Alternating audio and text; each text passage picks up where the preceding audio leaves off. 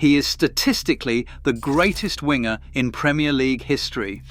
So why does the football world still treat him like an afterthought? 3 golden boots, a Champions League, the man who ended Liverpool's 30-year wait for a league title. He did not just break the goal-scoring record, he shattered it.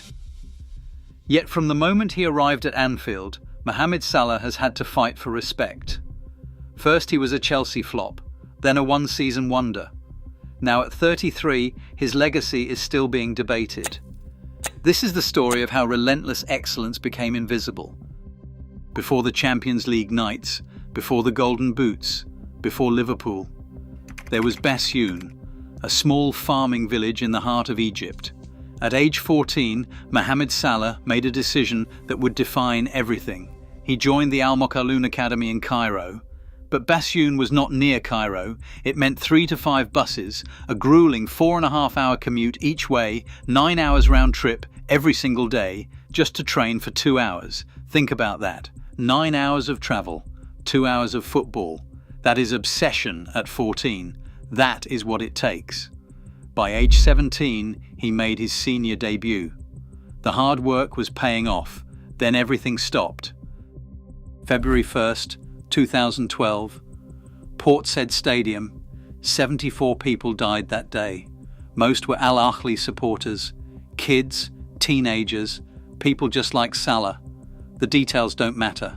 What matters is what happened next. Egyptian football froze. The league was suspended indefinitely.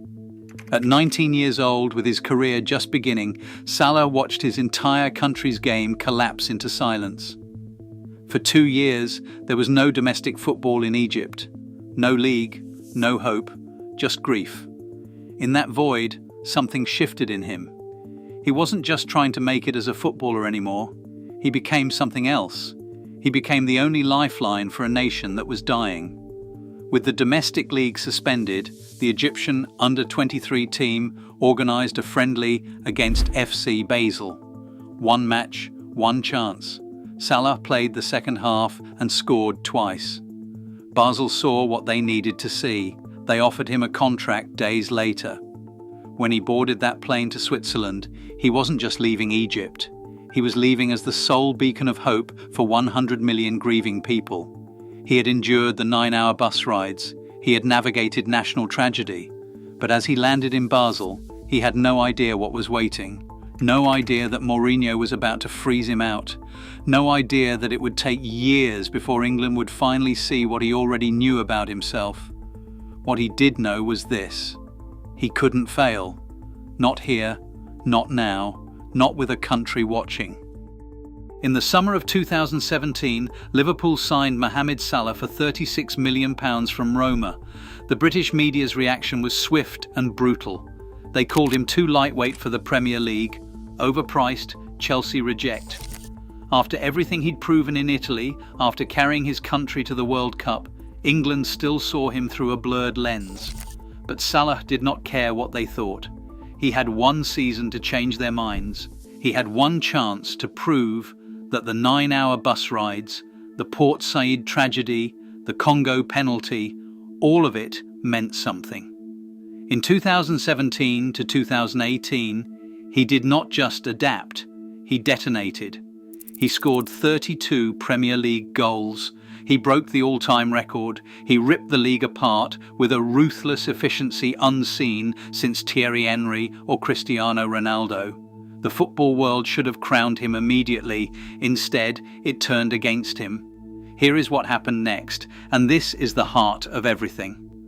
The machine went to work. 1 season wonder, can't sustain it. He'll be figured out, prove it again. So he did. Another golden boot the next year, then a Champions League title. Then he ended Liverpool's 30-year wait for a Premier League trophy. The goalposts did not move. They disappeared entirely, because the disrespect was not rooted in his output. It was rooted in something deeper, something about how he looked when he was winning. Think about Eden Hazard, technically brilliant, silky smooth dribbling, a generational talent, the media said. During his peak Chelsea years, Hazard accumulated 98 goal contributions across 234 appearances. Beautiful footballer, adored by pundits. Now think about what happened next. Salah, in that same time frame at Liverpool, scored over 160 goals. 160 plus assists. Hazard's entire career at Chelsea totaled just over 110 goals. Not 160, 110. Yet somehow, Hazard was the beautiful one and Salah was the merchant. The aesthetic penalty was real. What rival fans called boring efficiency, what they called robotic, was actually just excellence so consistent that it stopped feeling special. Here is the proof. In 2021, Mohamed Salah was the best footballer on planet Earth. No debate. He was scoring impossible goals against Manchester City, against Watford, against everyone. His calendar year output was historic, 37 goals, but when the Ballon d'Or votes came in, he finished fifth, behind players with half his output. The BBC Team of the Year that same year did not include Salah, despite being the league's top scorer, despite the numbers that screamed elite. The institution looked at his consistency and decided it was not worthy of recognition. This is the efficiency paradox. When you do the impossible every single week, people stop noticing it is impossible. When you score 20 goals like it is routine, when you create chances with mechanical precision, when you turn up week after week without drama or fanfare, the world gets numb to your brilliance. A player with one spectacular season, one viral moment, one beautiful dribble, they get canonized. But a player who gives you perfection 38 times a year, that is just business. That is what he does. It is expected. What the media called selfish, elite strikers call instinct. What they called robotic, history calls relentless. Salah didn't break records with flair, he broke them with obsession. The same obsession that drove him onto those 9 buses as a 14-year-old. The same obsession that made him score that penalty for Egypt when a nation was watching. That obsession doesn't look beautiful, it looks inevitable. And the football world has never known how to celebrate the inevitable. It only celebrates the spectacular. That's the curse Salah has carried his entire career. His excellence became invisible because it was too consistent to be remarkable. Before he could conquer the Premier League, Salah had to survive the place that nearly destroyed him, Chelsea. January 2014, Jose Mourinho personally recruited him. The manager watched Basel dismantle Chelsea in the Champions League and decided he wanted the young winger. Mourinho made a war to get him, he would later say. Salah cost £11 million. It seemed like a steal. But Stamford Bridge under Mourinho wasn't a place for development. It was a fortress of established superstars, and there was no room for a 19-year-old to grow. The 2014 to 2015 season arrived. Chelsea were an unstoppable machine, marching toward the Premier League title with relentless precision. Salah was handed 3 league appearances. 0 goals. The rejection was absolute. In interviews years later, Mourinho would dismiss him alongside Kevin De Bruyne, claiming both were kids who couldn't handle the competition, who wanted to play instead of waiting. But the truth was simpler and more brutal. He was frozen out, completely, not even given the grace to adapt, relegated to the periphery while established names like Eden Hazard hoarded the spotlight. Behind closed doors, the toll was immense. Salah confessed to Egypt's manager that the constant benching was breaking him mentally. He was living in a foreign country, isolated, watching from the sidelines as his career stalled. The British tabloids didn't care about context. They built their narrative fast. Before he'd even played a meaningful match, the verdict was final. Chelsea flop. One of those young talents who couldn't handle the intensity of the Premier League. By January 2015, barely a year after arriving, he was quietly loaned to Fiorentina. The book on Mohamed Salah, as far as England was concerned, was permanently closed. But being discarded wasn't the end, it was the fuel. In Florence, something shifted.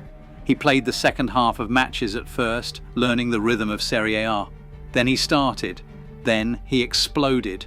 The pace, the directness, the fearless one-on-ones. This wasn't a broken kid hiding from English football. This was a star quietly resharpening his blade. In just half a season with Fiorentina, he tore through the Coppa Italia and forced Roma to take notice. Roma became his throne. Under Luciano Spalletti, Salah wasn't just a winger, he was a weapon.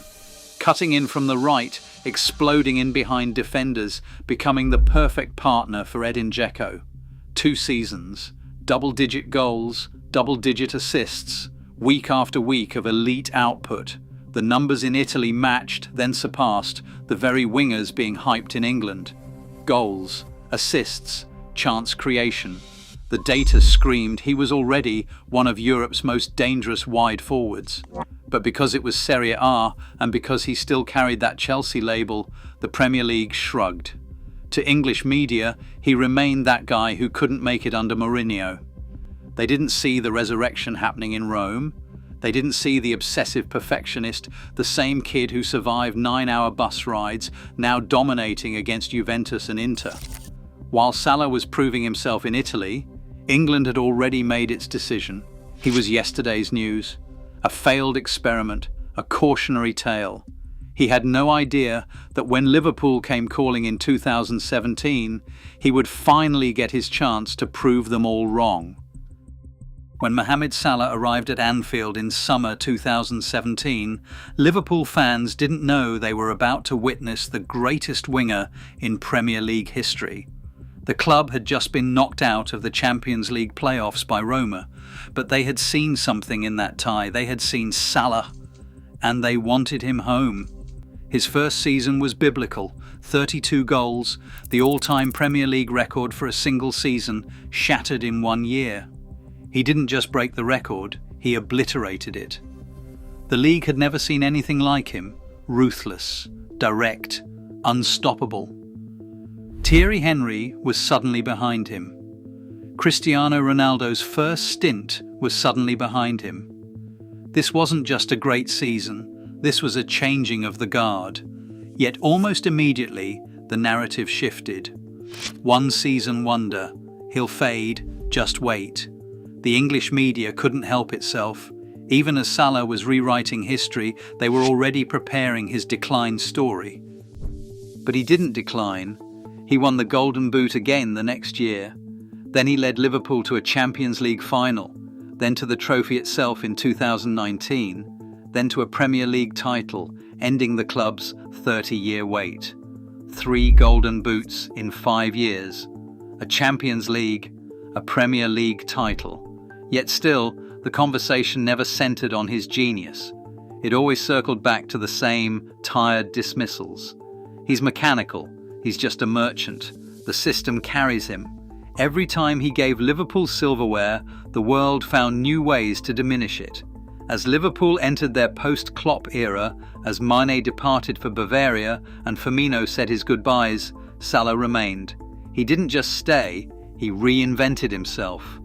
When he lost that yard of pace, when the blistering speed that defined his early years began to fade, he didn't disappear into decline.